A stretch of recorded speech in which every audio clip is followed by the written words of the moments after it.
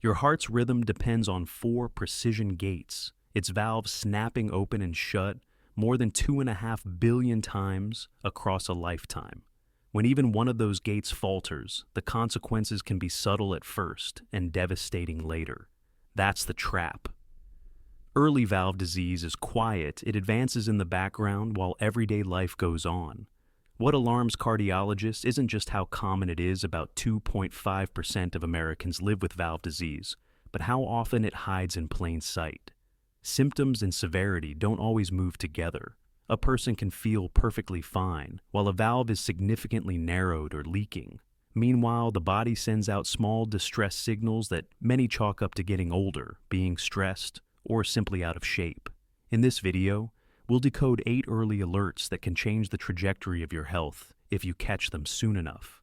These aren't random aches and quirks. They're your cardiovascular system tapping you on the shoulder before it has to shout. Let's begin with the first and often the earliest clue your clinician can detect a heart murmur. 1 rapid weight gain or fluid retention. A sudden unexplained jump on the scale, most noticeable around the belly and lower torso, can be one of the earliest clues that valve dysfunction is disturbing your body's fluid balance. This is not the slow diet-related creep that unfolds over months. It's a swift shift measured in days to a couple of weeks as the heart's pumping effectiveness slips and fluid begins to accumulate. Clinicians observe that people with valve-related heart failure can store roughly 6 to 12 pounds, 3-5 kilo of extra fluid before the classic ankle or leg swelling becomes obvious. Even earlier, seemingly minor gains about 4 to 6 pounds, 2 to 3 kilograms, may bring on a persistent cough-chest tightness or shortness of breath, often before you notice your socks leaving imprints or your shoes feeling snug. The pattern tends to be central rings, and shoes might still fit normally, while belts need a new notch and waistbands feel tight. The physiology explains the timing. When valves don't open or close properly forward, blood flow falls. The kidneys interpret this as low circulating volume and flip on hormone systems, most notably the renin-angiotensin-aldosterone cascade, an antidiuretic hormone that conserves sodium in water. What starts as a protective response quickly becomes counterproductive, driving fluid retention that the heart, already under strain, must now move against. Because these hormonal signals act system-wide, weight rises before fluid visibly pools in dependent tissues. A practical rule used in cardiac care is to treat rapid gain as a warning, around 3 pounds 1.4 kilos over 48 hours, or 6 over 8 pounds 2.7. 3.6 kilo within a week merits prompt attention in anyone with known or suspected valve disease. That uptick usually concentrates in the trunk and abdomen rather than distributing evenly throughout the body. For this reason, daily weight tracking is more than a formality. It's an early detection tool. Weigh yourself at the same time each morning, after using the bathroom, before eating, wearing similar clothing, and on the same calibrated scale. Log the readings so small but meaningful trends stand out. Catching fluid shifts at this stage allows clinicians to fine-tune treatment, quickly adjusting diuretics, reviewing salt and fluid targets, or reassessing valve status before fluid overload spirals into complications like pulmonary congestion, edema, or a worsening heart failure episode.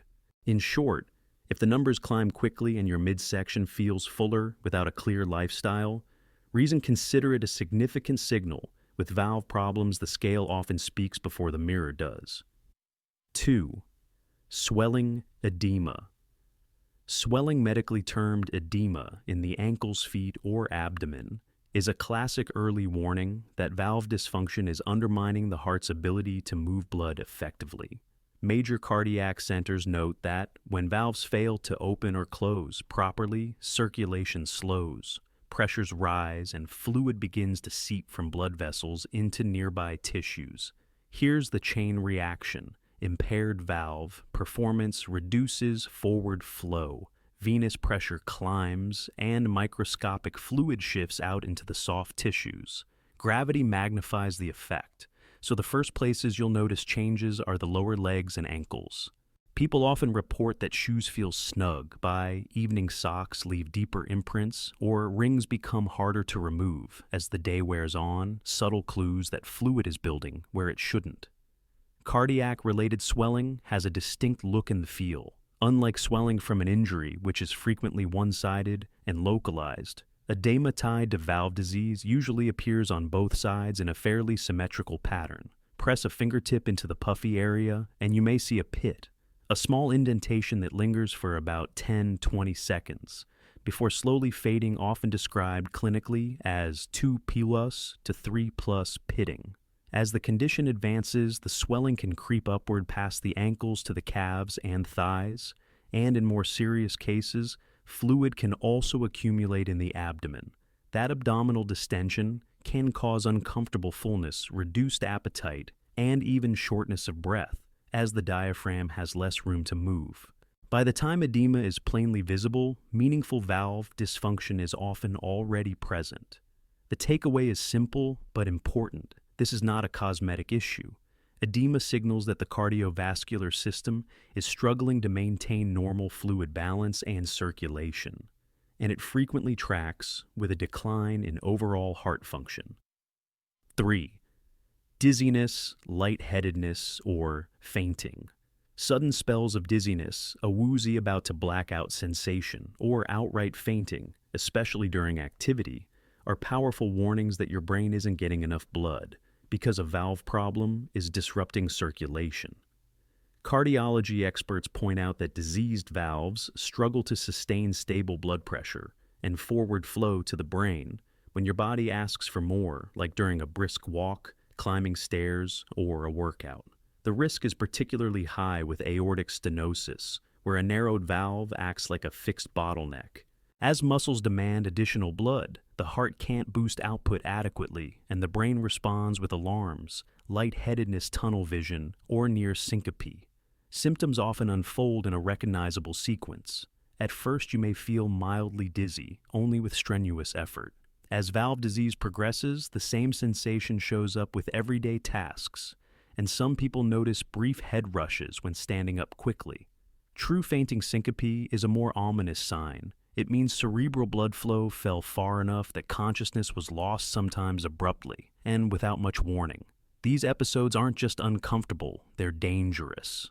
Exercise-related dizziness, near fainting, or a fainting spell in someone with known or suspected valve disease typically prompts urgent cardiac assessment because they signal that the heart's pumping capacity is no longer keeping up with the body's needs. 4. Palpitations or irregular heartbeat. A sudden awareness of your heartbeat skipping, fluttering, racing, or pounding can be an early clue that valve trouble is disturbing the heart's normal rhythm. When valves don't open or close, properly pressure and flow inside, the chambers become turbulent. That mechanical stress can irritate the heart's electrical system, setting off extra beats and short bursts of rapid rhythm. These sensations take many forms. Some people feel a flip, followed by a heavy thud. Others notice flurries of rapid beats that climb to 110-140 beats per minute, and some experience brief pauses that make the next beat feel forceful. Episodes may last seconds to several minutes, appear at rest or with activity, and can cluster happening multiple times in a day or in streaks over a week. Lying on the left side, finishing a workout, or drifting off to sleep can make them more noticeable. Valve-related palpitations often reflect premature beats from the atria or ventricles or runs of atrial arrhythmias. Mitral valve prolapse, for example, commonly pairs with premature beats and brief tachycardia spells. What makes these rhythms concerning isn't just the discomfort. An irregular beat pattern can reduce pumping efficiency and promote blood pooling, especially in the upper chambers, raising the risk of clot formation and stroke, particularly if episodes progress to sustained atrial arrhythmias. The pattern tends to be persistent and trigger-light. Unlike palpitations tied to caffeine, nicotine, or anxiety, which often settle when the trigger is removed, valve-driven rhythm issues may recur without an obvious cause and are more likely to come with lightheadedness, chest discomfort, breathlessness, or fatigue. If you're noticing a new frequent or worsening rhythm sensation, especially if it's paired with other symptoms. It's a signal that the underlying valve problem may be advancing and deserves prompt attention. 5. Chest pain or discomfort. Chest pain, or a deep unsettling pressure during exertion, is a pivotal warning that your heart muscle is struggling against the extra resistance created by faulty valves, a clear cry for help from your myocardium. Before we dive deeper, a quick welcome to newcomers. You've found a community dedicated to smarter heart health. Tap like and subscribe so you don't miss practical guidance that could make a real difference for you or someone you love. And say hi in the comments. Tell us which country you're watching from. We love seeing our global heart health family grow. Why does valve disease cause chest pain? 2 main reasons: the heart isn't getting enough oxygen-rich blood, and it's being forced to work harder than it should. This is especially true in aortic stenosis, where a narrowed valve creates a fixed outflow obstruction. When you exercise and demand more from your heart, that bottleneck limits supply just as demand spikes. The sensation has a characteristic profile rather than a sharp stabbing twinge. People often describe a tight, heavy squeezing feeling, like a band around the chest. It tends to appear with physical effort, climbing stairs, brisk walking, yard work, and eases with rest. Early on, it may surface only at peak intensity. As valve disease advances, the threshold drops, and the same discomfort shows up with simpler activities. Many liken it to a heavy weight pressing on the chest. The risk lies in brushing it off.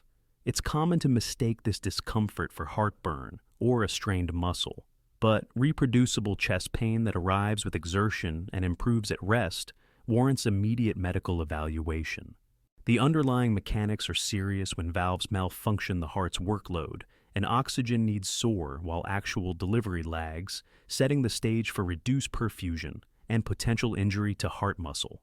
Bottom line, exertional chest pressure isn't just inconvenient. It's your heart signaling that valve disease may be reaching a critical point. Don't ignore it. 6. Fatigue or weakness. Persistent disproportionate tiredness. The kind that feels far heavier than your day's demands can be an early clue that valve dysfunction is limiting your circulation. This isn't ordinary end-of-day sleepiness. It's a deep whole-body drain that signals your heart isn't moving enough oxygen-rich blood to the tissues that need it. When valves fail to open or seal properly, the heart's output falls and the body shifts into rationing mode. Think of trying to irrigate a garden through a partly pinched hose. The pump works harder, yet less water reaches the plants. Leading cardiac centers note that people with valve disease often feel wiped out after routine tasks, carrying groceries a short walk, even climbing a single flight of stairs, because the heart is expending extra effort just to keep up. This fatigue differs from typical tiredness in several ways. It doesn't lift much with rest or a good night's sleep. It's frequently paired with a hollow, shaky weakness that seems to start from deep inside. And activities that used to be effortless suddenly feel like a major undertaking. That sensation reflects what's happening under the hood. Your muscles, brain, and organs are receiving less oxygen and nutrients per beat, so everything runs a little slower and recovery takes longer. If you've noticed a steady, unexplained drop in stamina progressing over several weeks or stretching into a few months, especially if daily chores now feel unreasonably taxing, bring it up with your healthcare provider. Early recognition can prompt evaluation of your valves and help prevent further decline. 7. Shortness of breath. Breathlessness that feels too much for the moment is a major early signal of valve trouble. This isn't the normal puffing after a sprint. It's your circulation straining to deliver oxygen because a faulty valve is disrupting smooth blood flow through the heart's chambers. When a valve doesn't open wide enough or fails to seal tightly, the heart must work harder to push blood forward. Output falls, pressures rise, and less oxygen-rich blood reaches working tissues. Your body tries to compensate by making you breathe faster and deeper, so you feel winded sooner and recover more slowly. At first, the pattern may show up only with hard effort. As valve disease advances, the threshold drops a short walk. Light housework or carrying groceries can leave you short of breath. Many people notice it most clearly when lying flat, arrhythmia, needing 2 or more pillows, or a propped-up position to sleep. Some even wake suddenly at night, gasping for air. These features are particularly common with mitral and aortic valve disorders, where impaired filling or outflow backs pressure into the lungs. The takeaway new or steadily worsening breathlessness, especially if it appears with this routine activity or when you lie down, is not just being out of shape. It's a physiologic warning that valve dysfunction may be limiting circulation and calls for timely medical evaluation. 8. Heart murmur. A heart murmur, something you can't sense on your own, is often the first flag that valve trouble may be brewing. When a clinician places a stethoscope on your chest and hears a whooshing or swishing sound that suggests turbulent blood flow across one or more valves. Large health agencies note that many valve disorders are first suspected during routine checkups because of this sound. Not every murmur signals disease. Innocent or functional murmurs are common, especially in children, and can be entirely harmless.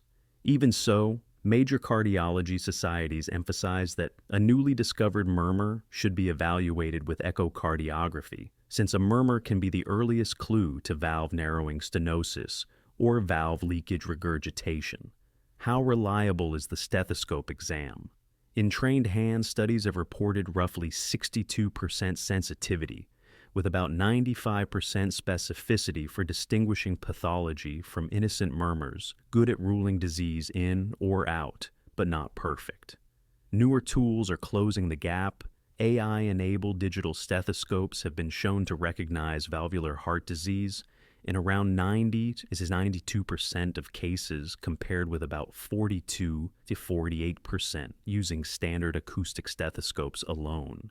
Why this matters? A murmur can surface years before symptoms such as breathlessness or chest discomfort.